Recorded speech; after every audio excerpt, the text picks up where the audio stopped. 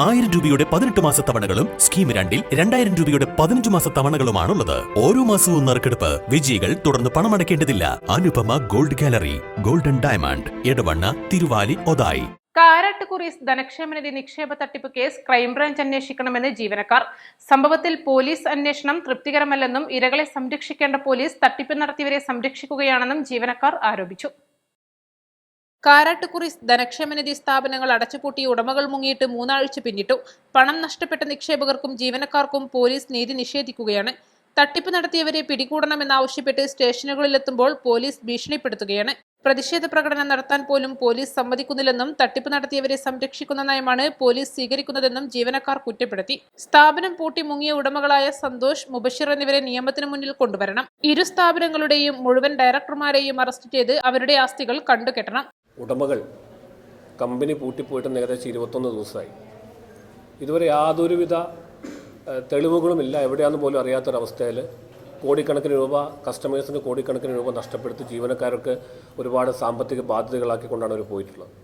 അപ്പോൾ അവരെ എത്രയും പെട്ടെന്ന് ഈ രീതിയിൽ പോകാതെ അന്വേഷണം ഊർജിതമാക്കിക്കൊണ്ട് എത്രയും പെട്ടെന്ന് അവരെ ജനമധ്യത്തിൽ എത്തിക്കണം എന്നത് ആവശ്യപ്പെടാൻ വേണ്ടിയിട്ടാണ് ഇന്ന് ഒരു പത്രസമ്മേളനം നമ്മൾ നടത്തിയിട്ടുള്ളത്. അവരെ നിയമത്തിൻ്റെ വഴിക്ക് കൊണ്ടുവരികയും അതുപോലെ തന്നെ കസ്റ്റമേഴ്സിന് നഷ്ടപ്പെട്ട കോടിക്കണക്കിന് രൂപ അവരിൽ നിന്ന് കസ്റ്റമർക്ക് തിരിച്ചു കിട്ടാനുള്ള നടപടി സ്വീകരിക്കുകയും വേണം എന്നാണ് നമ്മൾ പ്രധാനമായിട്ട് ആവശ്യം ഉന്നയിക്കുന്നത്. അതുപോലെ തന്നെ ധനക്ഷേമനിധി ലിമിറ്റഡിൻ്റെ ബാലൻസിലെ ഡയറക്ടർമാരുടെ പേരിലും നിയമ നടപടികൾ കൊണ്ടുവരണം നമ്മൾ ആവശ്യപ്പെടുന്നുണ്ട്. കാരണം 2 ഡയറക്ടർമാർ മാത്രമല്ല, അവർക്ക് 4 ഡയറക്ടർമാർ കൂടി അവർക്കുണ്ട്. അവരുടെ പേരിൽ കൂടി നടപടി കൊണ്ടുവന്ന് ആ നിധി ലിമിറ്റഡിൽ പണം നിക്ഷേപിച്ച ആളുകൾക്ക് അവരുടെ പണം തിരികെ കിട്ടാനുള്ള നടപടി സ്വീകരിക്കണം. അതുപോലെ തന്നെ കസ്റ്റമേഴ്സ് ഇപ്പോൾ നിരവധി കസ്റ്റമേഴ്സ് ചിട്ടി വിളിച്ചിട്ട് പണം വാങ്ങിയവരും അല്ലാത്തവരുമൊക്കെ ആളുകളുടെ ഡോക്യുമെൻറ്റുകൾ കമ്പനിയുടെ പക്കലുണ്ട്. ഒറിജിനൽ ഡോക്യുമെൻ്റ് ഉൾപ്പെടെയുള്ള ഡോക്യുമെൻറ്റുകൾ കമ്പനിയുടെ പക്കലുണ്ട്. ഈ ഡോക്യുമെൻറ്റുകളൊക്കെ തന്നെ തിരിച്ച് കസ്റ്റമേഴ്സിന് കൊടുക്കുവാനുള്ള നടപടികൾ സർക്കാർ ഭാഗത്ത് നിന്ന് നിയമപരമായ ഭാഗത്തു നിന്ന് ഉണ്ടാവണം. ആ നിയമപരമായ നടപടി എടുത്തുകൊണ്ട് അവർക്ക് ആ ഡോക്യുമെൻറ്റുകൾ തിരിച്ച് ലഭിക്കുവാൻ വേണ്ട നടപടികൾ സ്വീകരിക്കണമെന്നും കൂടി ഞങ്ങൾ ആവശ്യപ്പെടുന്നുണ്ട്. കാരണം കസ്റ്റമേഴ്സ് സംബന്ധിച്ച് നിരപരാധികളാണ്. അവർ പണം കിട്ടാൻ വേണ്ടി കൊടുത്ത ഡോക്യുമെൻറ്റുകളാണ്. ആ ഡോക്യുമെൻറ്റുകൾ പലതും അവർക്ക് തിരിച്ച് കിട്ടേണ്ടതാണ്. ഒറിജിനൽ ഡോക്യുമെൻറ്റാണ്. കോപ്പിയൊക്കെ ആണെങ്കിൽ കുഴപ്പമില്ല, ഒറിജിനൽ ഡോക്യുമെൻ്റാണ് അവർക്ക് കിട്ടാനുള്ളത്.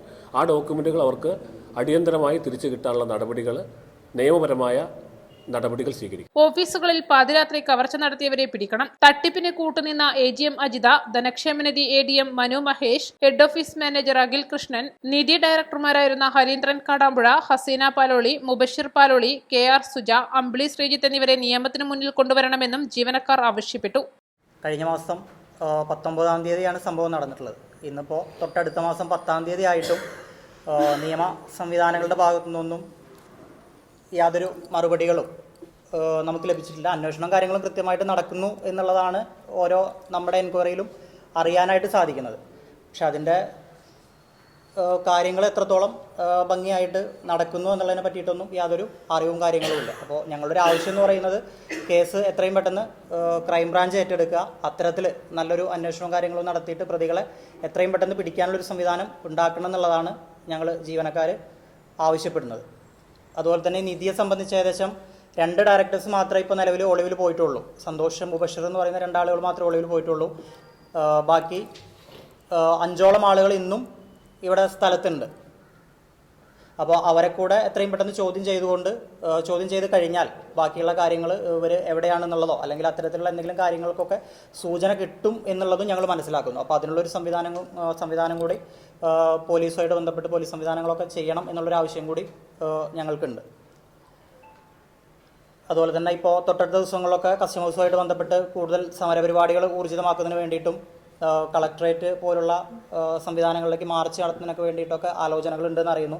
അപ്പോൾ അത്തരത്തിൽ കസ്റ്റമേഴ്സ് കാര്യങ്ങളൊക്കെ ഏത് രീതിയിലാണോ മുന്നോട്ട് പോകാൻ തീരുമാനിക്കുന്നത് ആ ഒരു സംവിധാനത്തിനോട് പൂർണ്ണമായിട്ടും ഞങ്ങൾ കാരാട്ട് ടൂറിസിൻ്റെയും ധനക്ഷേമ നിധി ലിമിറ്റഡിൻ്റെയും എല്ലാ ജീവനക്കാരും കസ്റ്റമേഴ്സിന് ഫുൾ സപ്പോർട്ടായി മുന്നോട്ട് പോകുന്നതിന് അവരുടെ ഒപ്പം ഉണ്ടാവും എന്നുള്ളതും ഈ ഒരു യോഗത്തിൽ അറിയിക്കുകയാണ്. കസ്റ്റമേഴ്സ് എന്ത് തീരുമാനം എടുക്കുന്നോ അവരോടുകൂടെ 100% ജീവനക്കാരായിട്ടുള്ള ഞങ്ങളെല്ലാവരും ഉണ്ടാവും.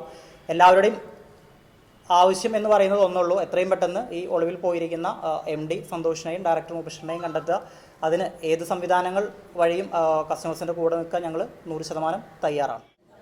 മുതലാളിമാർ മുങ്ങിയിട്ട് ഇന്നത്തേക്ക് 21 ദിവസമായി. ഈ 21 ദിവസമായിട്ട് നമ്മൾ നിലമ്പൂർ സ്റ്റേഷനിലേക്ക് വന്നിരുന്നു. സ്റ്റേഷനിലേക്ക് വന്നപ്പോൾ നമ്മുടെ കസ്റ്റമേഴ്സ് അടക്കം ഒരു സമരം നടത്തിയപ്പോൾ അവിടുന്ന് CI പോലീസുകാർ പറഞ്ഞത് അതാത് ബ്രാഞ്ചുകളിലുള്ള കേസുകൾ അതാത് ബ്രാഞ്ചിലേക്കാണ് നിങ്ങൾ കേസുകൾ കൊടുക്കേണ്ടത്.